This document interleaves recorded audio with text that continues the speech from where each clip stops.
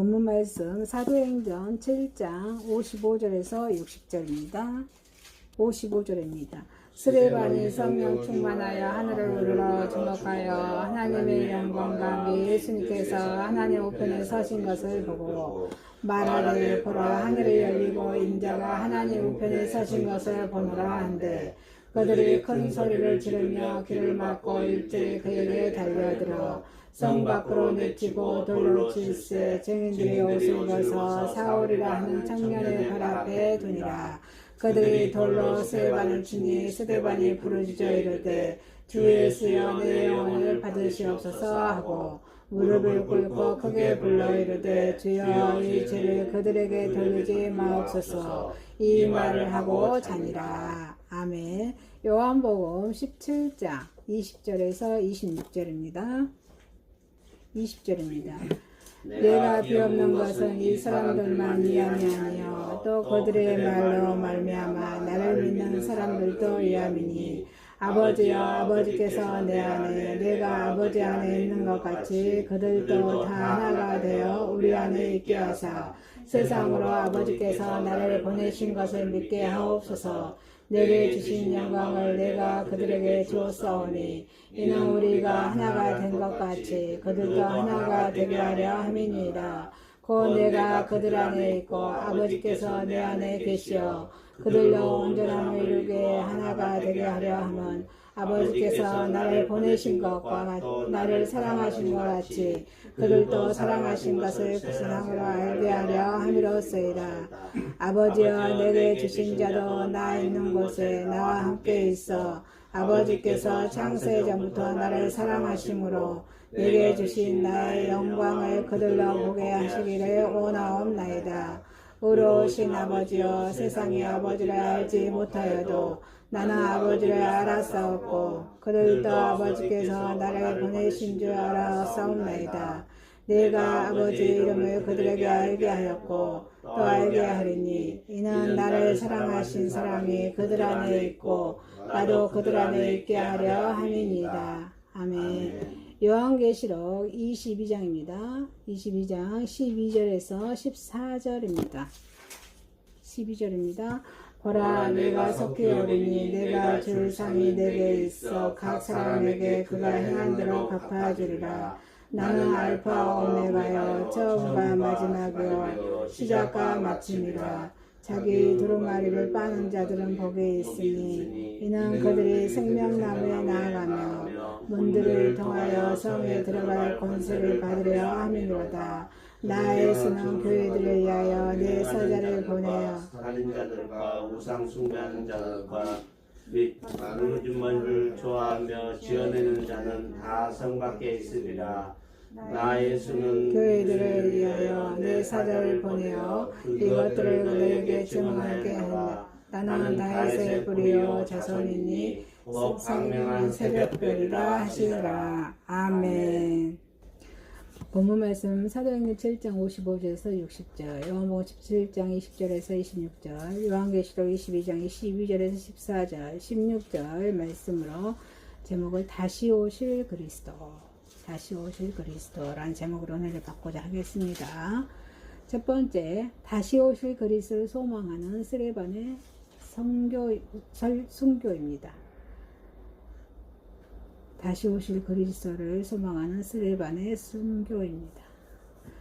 자, 이 본문에 의해서 의외로 유대인들을 향한 이 스데반 집사님의 설교는 아주 날카롭습니다. 스데반의 인격이 날카롭기보다는 그의 해박한 성경 지식이 유대인의 제약을 날카롭게 지적한 것입니다. 스데반의 설교를 들은 유대인들처럼 순수한 마음은 없었습니다. 그 유대인들은 회개하기는커녕 스데반을 돌로 쳐서 죽입니다. 이러한 본문을 통해서 이 백성들의 무지와 완악함 그리고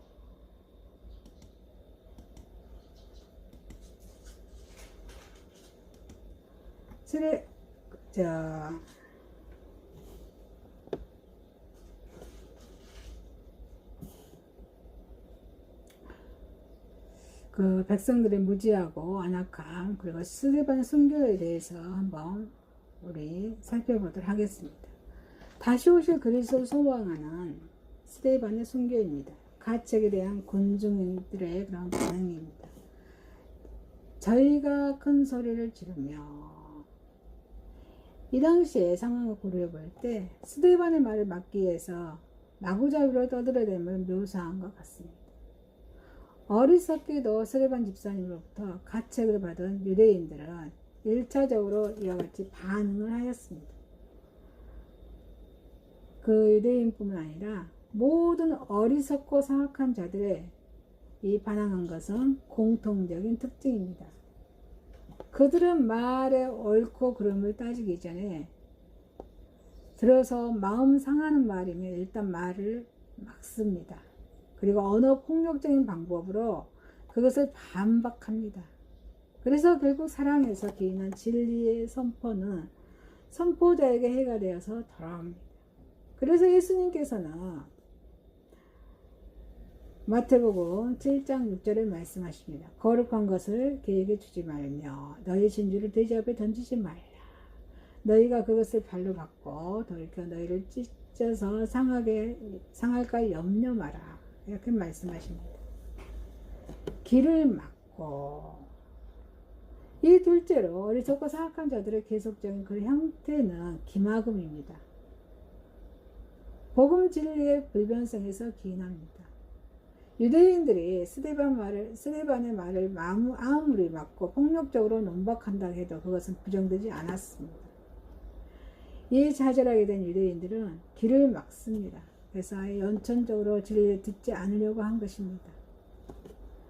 이 앞에서 논박이 그 진리와 진리 선포자에 대한 행포라면 이는 자신에 대한 행포입니다. 왜냐하면 구원을 가능케 하는 믿음은 들음에서 나기 때문입니다. 로마서 10장 17절에 믿음은 들음에서 난다 말씀하십니다. 결국 그들은 진리를 부정케 하는 편에 섬으로써 영혼 구원의 기회마저도 잃어버리는 데까지 나아간 것입니다. 자, 일심으로. 이 셋째는 이어지는 사악하고 어리석은 유대인들의 형태는 가책으로 상처받은 마음의 이로입니다. 그 이로는 죄를 고백하고 세례를 받음으로써 이로되어야 합니다. 그런데 그 유대인들은 그 고통을 이웃에게서 자기와 같은 사악함으로 확인함으로써 이로를 받고 있습니다. 한마디로 양심의 가책을 받은 자의 뒤처리 방법 중에 가장 최악의 상태로 나아가고 있는 것입니다. 그러나 다음 계속되어지는 그들의 형태를 보면 더욱 놀랐습니다. 자, 저희가 돌로 스데반을 치니, 서로의 사악함을 확인함으로써 어느 정도 마음의 이안을 받은 유대인들은 이를 말끔히 씻고 불안의 소지를 안전히 없애기 위해서 스데반을 살해합니다. 그런데 여기서 그들의 놀랍도록 사악한 죄가 발휘합니다. 바로 스데반을 죽이되 돌로 쳐서 죽인 것이 그것입니다. 율법에 의하면 돌로 쳐서 죽이는 일은 레위기서 24장 16절에 신성 모독죄로 범한 사람에게 행해지는 형벌입니다. 따라서 그 유대인들은 스데반을 돌로 쳐 죽임으로써 한편으로는 모든 불안의 소지를 없앴습니다. 그리고 한편으로는 자신들의 범죄에 합법한 그런 합법의 정당화를 깼던 것입니다. 다시 오실 그리스도를 소망하는 스데반의 순교입니다. 스데반이 부르짖어 가로되 주 예수여 내 영혼을 받으시옵소서. 성경 어디에도 그의 거룩한 죽음이 끼친 영향에 대한 언급이 없지만 우리는 예수님께서 죽으신 이후에 백부장을 비롯한 주위 사람들이 이는 실로 하나님의 아들이었더라. 마태복음 27장 54절 말씀처럼 이 고백한 사실에서 근거하여서 그 영향력을 상상할 수가 있습니다. 그는 하나님이나 자기를 돌로 친 자들을 원망하거나 조주하지 않았습니다. 죽지 않기 위해서 몸부림치지도 않았습니다. 영웅주의적이나 열광적인 순교자의 모습도 보이지 않았습니다. 그러나 이러한 그의 스데반 죽음을 지켜본 바울과 유대인들에게는 감명을 주어서 간접적으로나 기독교에 대한 새로운 인식을 갖게 해 주었으리라는 것을 충분히 상상 가능한 일입니다. 스데반은 죽는 모습을 통해서도 복음을 증거했습니다. 이 말을 하고 자니라. 이 스데반은 율법의 정죄를 받아서 사형당하는 형식으로 죽었지만 그의 명예는 조금도 손상당하지 않았습니다. 이 스데반은 당시에 사회적인 상황에서 가장 비참한 죽음을 당했지만 오늘날 우리는 그의 죽음을 가장 거룩한 죽음이라고 말합니다. 한마디로 그는 죽지 않은 것입니다. 이는 의미에서뿐만 아니라 실제에 있어서도 그렇습니다. 이 스데반 자신이 그리스도 영접을 받은 것을 이미 환상으로 보았기 때문입니다. 56절에 환상으로 보았기 때문입니다. 사랑하는 성도 여러분, 다시 오실 그리스도를 소망하는 스데반의 순교를 닮아가는 저 여러분이 되시기를 소망합니다. 두 번째입니다. 다시 오실 그리스도 사랑 안에서 성도는 하나입니다. 다시 오실 그리스도의 사랑 안에서 성도는 하나입니다. 성도는 예수님을 믿는 하나님의 자녀를 성도라 합니다. 성도의 온전함은 그리스도의 사랑 안에서 하나가 될 때 가능합니다. 하나가 된다는 말은 협력, 단합, 일치라는 말과 관련 지을 수 있습니다. 서로 협력하기 위해서는 서로에 대한 신뢰와 사랑이 우선되어야 합니다. 믿음과 사랑이 없는 협력은 지탱하기가 어렵습니다. 천국이라는 하나의 목표 아래 그리스도의 사랑으로 결합된 성도들만큼 강한 군대는 없습니다. 이 본문은 그리스도의 기도는 성도의 단합, 성도의 온전함을 바라지만 그런 간절한 마음이 잘 나타나 있습니다. 다시 오실 그리스도 안에서 성도의 하나입니다. 하나님과 그리스도는 하나입니다. 23절에 하나님께서 내 안에 계셔. 하나님과 그리스도는 성격과 본질에 있어서 하나이십니다. 이것은 그리스도께서 지상에서 행한 모든 행적과 가르침으로써 증명되었습니다. 일처럼 친밀하고 안전한 결합은 있을 수가 없습니다. 창조주의 구속주의 결합, 이보다 더 큰 은혜는 없을 것입니다. 그의 결합으로 인해 성도들의 하나됨과 온전함이 가능해진 것입니다. 성도의 하나됨을 위해서 기도하시는 우리 그리스도의 진정 하나님은, 우리 예수님은 진정 하나님의 아들이십니다. 구원을 완성하신 그리스도 안에는 구원을 계획하신 하나님이 계시고 하나님 안에는 그리스도가 계십니다. 그래서 21절에 아버지께서 내 안에, 내 아버지 안에 있는 것 같이 이렇게 말씀하십니다. 다시 오실 그리스도 사랑 안에서 성도는 하나입니다. 구원을 계획하신 성부와 구원을 완성하신 성자 하나됨은 모든 성도들의 하나됨의 근거가 됩니다. 23절에 저희를 온전함을 이루어 하나가 되게 하려 함은, 그리스도께서는 자신이 하나님과 하나이신 것처럼 성도들도 하나가 되기를 바라고 계십니다. 성도들은 거룩한 목적을 위해서 하나가 되어야 합니다. 거룩이라는 것은 죄가 없는 것을 말합니다. 성도들이 주관하는 나라의 그런 속성은 안전한 결합, 하나됨입니다. 성도의 하나됨 없이는 하늘나라의 영광도 특공도 모두가 무효가 됩니다. 성도들은 아버지와 아들의 하나됨을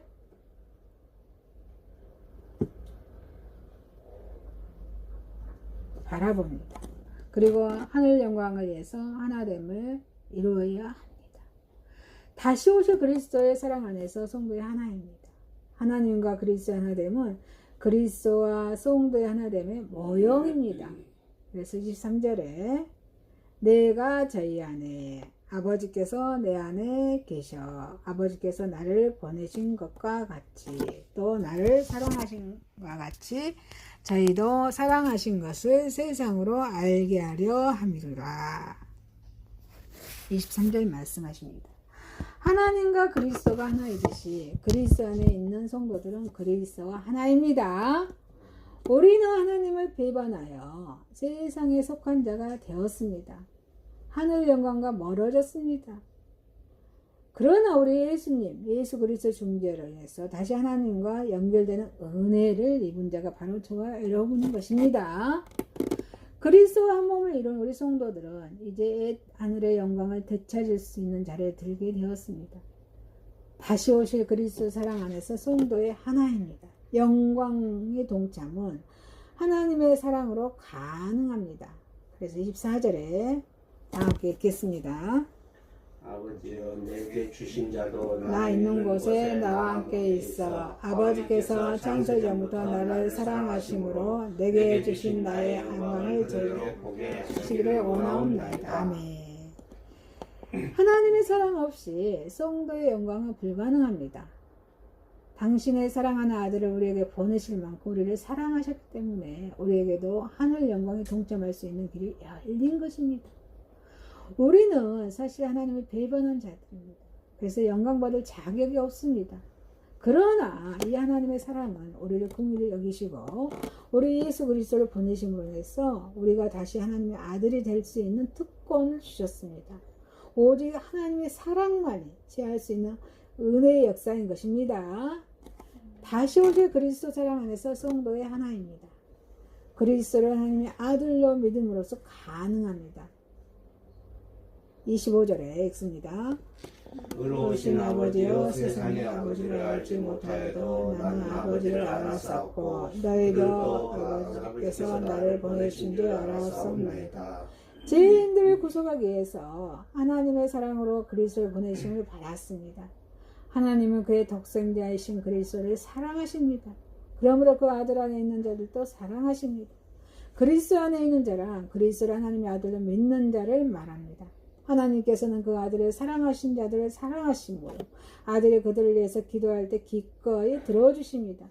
그리스도를 부인하는 이 세상에서 그리스도를 의지하여서 죄악과 대적하여 사는 성도들에게는 하나님의 영광이 예비되어 있습니다. 이 축복은 하나님께서 약속하신 것이므로 틀림없는 사실입니다. 다시 오실 그리스도 사랑 안에서 성도는 하나입니다. 그리스도 사랑 안에서 하나 됨으로써 가능합니다.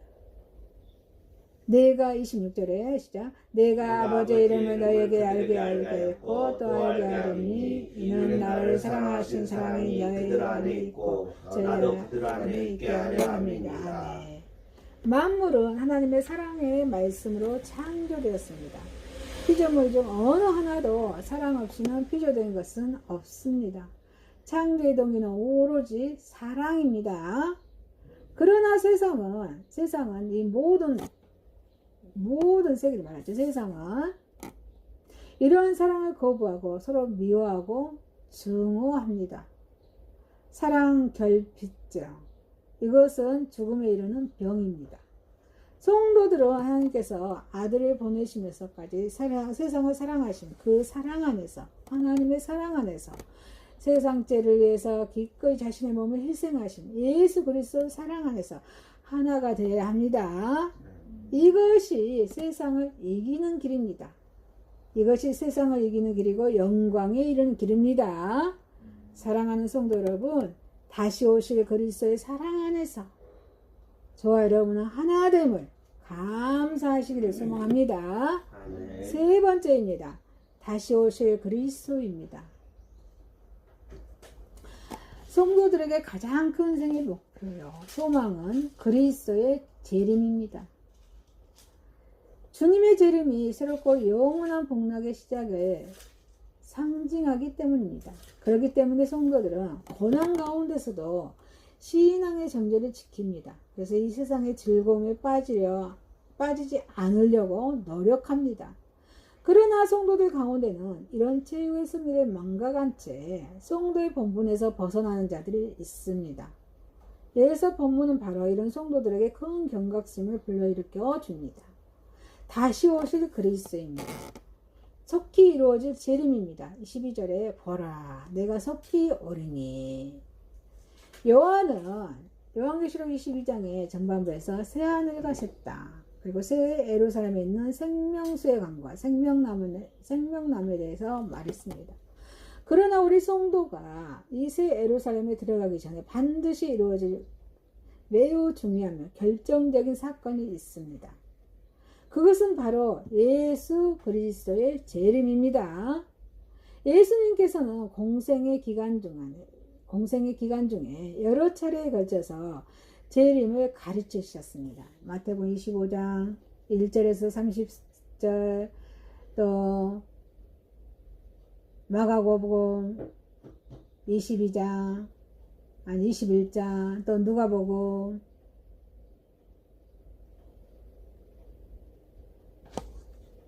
21장에서 이렇게 재림에 대해서, 징조에 대해서 가르쳐 주셨습니다. 그런데 여기서 중요한 사실은 주님의 재림이 이제 급박하게 이루어진다는 것입니다. 요한은, 여기서 사도 요한이죠. 요한은 이미 요한계시록 22장 7절에서 그리스도의 때가 임박했음을 말한 적이 있습니다. 자, 사도 베드로 역시 그리스도 재림은 모든 사람들이 더디다고 생각하는 만큼 그렇게 더딘 것이 아니라고 베드로후서 3장 9절에 말씀해주고 있습니다. 그런데도 많은 성도들이 그리스도의 재림을 망각하거나 아니면 아주 더딘 것으로 착각합니다. 주님은 가능하면 많은 사람들의 회개할 기회를 주기 위해서 기다리실 뿐이라고, 결코 당신의 재림을 연기하거나 지체하지 않으십니다. 회개할 수 있는 기회를 주기 위해서 주님은 지체하거나 연기하거나 하지 않으십니다.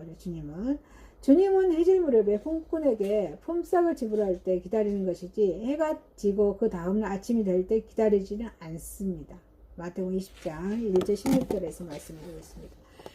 이제 해는 서산에 기울고 이런 만큼의 대가를 받을 때 점점 가까워오고 있습니다. 다시 오실 우리 그리스도입니다. 행위대로 갚아주십니다. 아멘이십니까? 행위대로 갚으시는 주님이십니다. 12절에 시작. 내가 주의 상이 내게 있어 각 사람에게 그의 일한 대로 갚아주리라. 일한 대로 갚아준다는 것은 철저한 우리 성경적인 하나님의 사고방식입니다.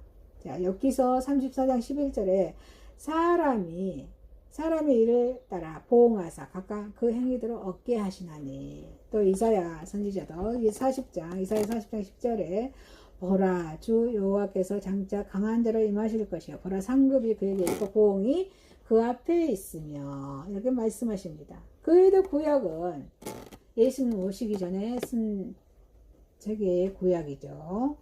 39권이죠. 구약 성경은 하나님의 행위대로 보응받는 주님을 말씀하십니다. 시편 62편 12절, 에레미야서 32장 19절에 말씀하고 계십니다. 그리고 우리 예수님 오신 후로 쓴 책이 신약 성경이죠. 27권이죠. 자, 신약에서도 말씀이 로마서 8장 1절, 요한일서 1장 9절, 요한계시록 2장 23절, 18장 10절에서도 이렇게 말씀해 주고 있습니다. 여기에서 우리는 두 가지 교훈을 배울 수 있습니다. 그 첫째는 주님만이 행복의 근원이라는 사실입니다. 주님만이 행복의 근원이다. 이 행복은 다른 어떤 방법을 통해서도 얻을 수 있다 없다? 없습니다. 주중에 고모부님 장례식에 참석했습니다. 입관을 하는데요, 너무 평안한 모습으로 누워 있습니다. 자고 있습니다. 그렇지만 그 영혼은 어디로 갔을까요? 이미 주님 편으로 갔습니다. 왜요? 주님 모시고 살아가셨거든요. 그래서 제가 기도하기를 후손들이 예수님 믿고 천국 가게 해달라고, 예수님 믿고 천년만대 축복받는 가문을 되게 해달라고 기도드렸습니다. 그 고모부님의 믿음을 따라서 후손들의 믿음을 받기를 기도했습니다. 그렇습니다.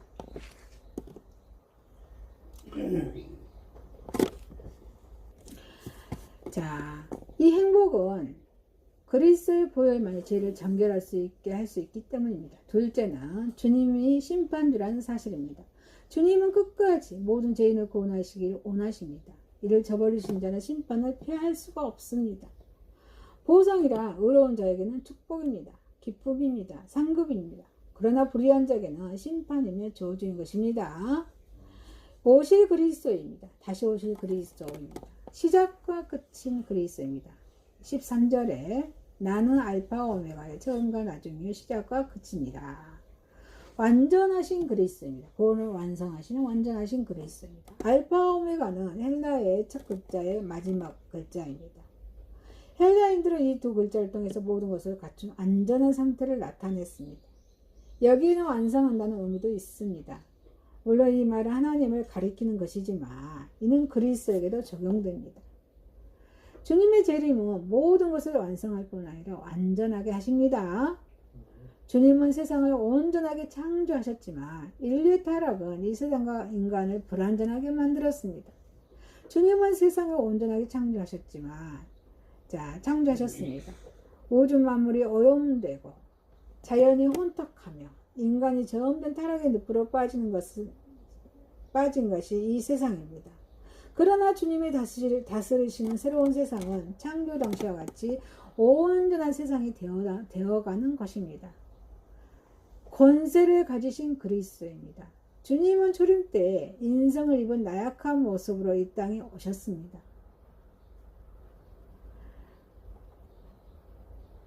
이제 우리 주님은 심판주로서 모든 권세를 가지고 재림하실 것입니다. 헬라인들은 제우스에게 감사를 드릴 때 항상 시작과 끝이라는 표현을 사용하였습니다. 이는 그의 권세가 무궁하며 그 권세는 자신에게서 시작되며 또 아무에게도 인계되지 않고 자신에게서 끝난다는 의미입니다. 예수 그리스도의 권세야말로 바로 이러한 것입니다. 어느 누구도 그리스도의 권세를 피할 수 있어요? 피할 수가 없습니다. 어떤 세력도 이 권세를 대신할 수가 없습니다. 그리스도인 가운데 그리스도의 재림을 믿지 않는 자는 거의 없습니다. 여러분 그리스도 재림을 믿습니까? 아멘. 그러나 주님의 재림을 예비하며 선한 행실로 덕을 쌓고 영원한 주님의 나라를 대망하는 자는 그리 흔치 않습니다. 단지 주님의 재림을 아는 것과 또 이를 믿고 생활 속에서 준비하는 경건한 자세와는 전혀 상반된 결과를 가져올 수 있다는 사실을 우리는 깨달아야 할 것입니다. 사랑하는 성도 여러분, 다시 오실 그리스도를 바라보는 주님의 재림을 바라보는 저 여러분 되시길 소망합니다.